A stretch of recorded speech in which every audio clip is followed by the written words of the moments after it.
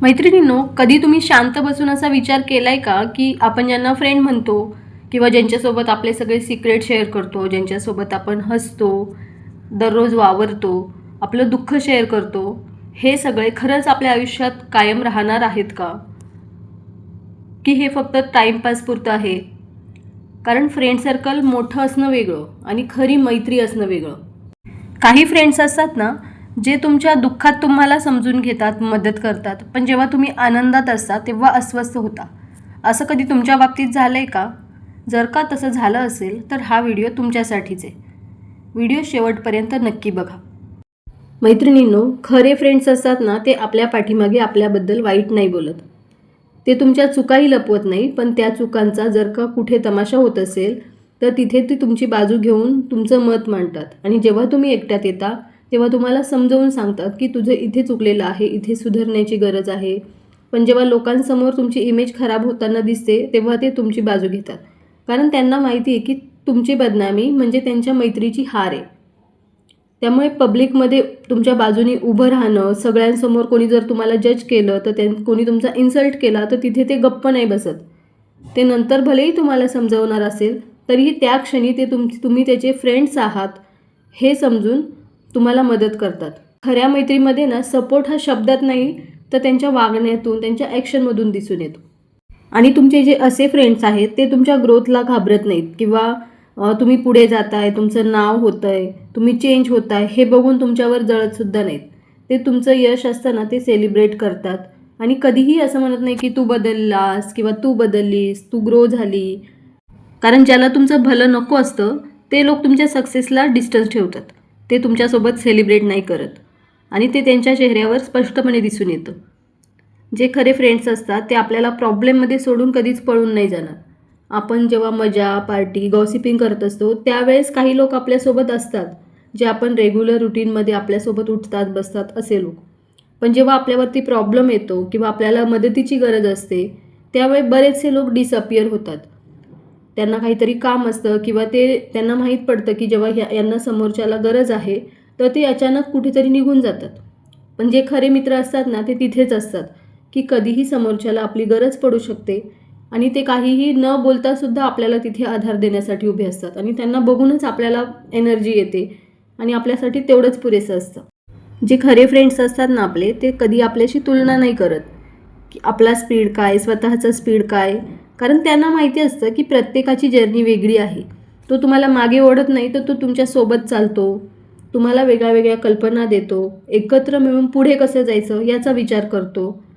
असे खरे फ्रेंड्स ना खूप कमी असतात, पण ते खरंच खूप रिअल असतात.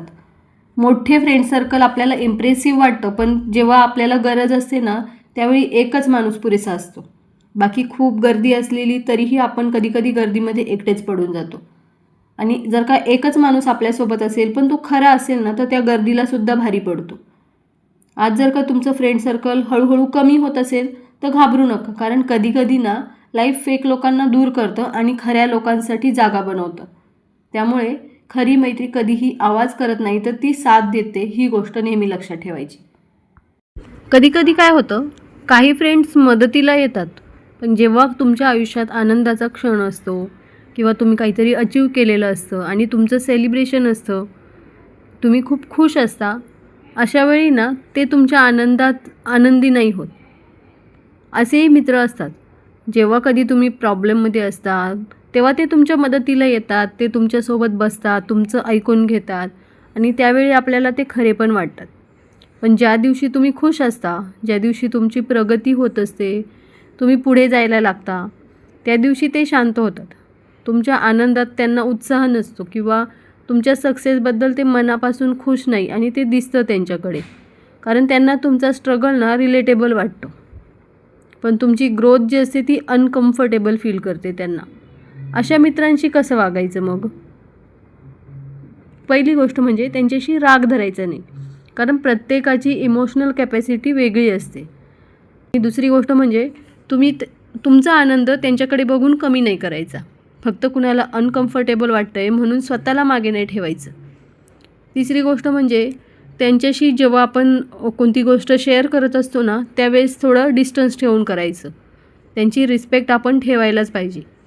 त्यामुळे सगळं नातं तोडायची गरज नाही आहे.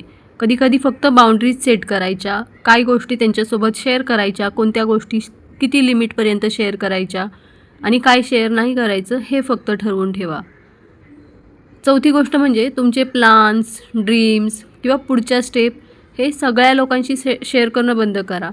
म्हणजे जेव्हा कधी तुम्ही ग्रुपमध्ये डिस्कस करणार असाल किंवा तुम्हाला एखादी गोष्ट घ्यायची आहे नवीन किंवा काहीतरी नवीन स्टार्ट करायचं आहे, तर ते सगळ्यांसोबत बसून शेअर नका करू. कारण सगळेच लोक तुमच्या विजनसाठी तयार नसतात. आणि सगळ्यात महत्त्वाचं म्हणजे तुम्ही ग्रो होताय हे चुकीचं नाही आहे, पण जर का तुमच्या ग्रोथमुळे कोणी अनकम्फर्टेबल होत असेल तर ती तुमची प्रॉब्लेम नाही आहे.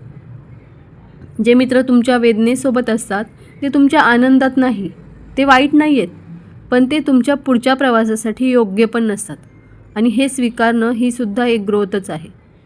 आणखीन एक गोष्ट म्हणजे नॉलेज शेअर करताना ते कशा प्रकारे शेअर करतात याच्यावरून सुद्धा काही मित्र ओळखू शकतो आपण.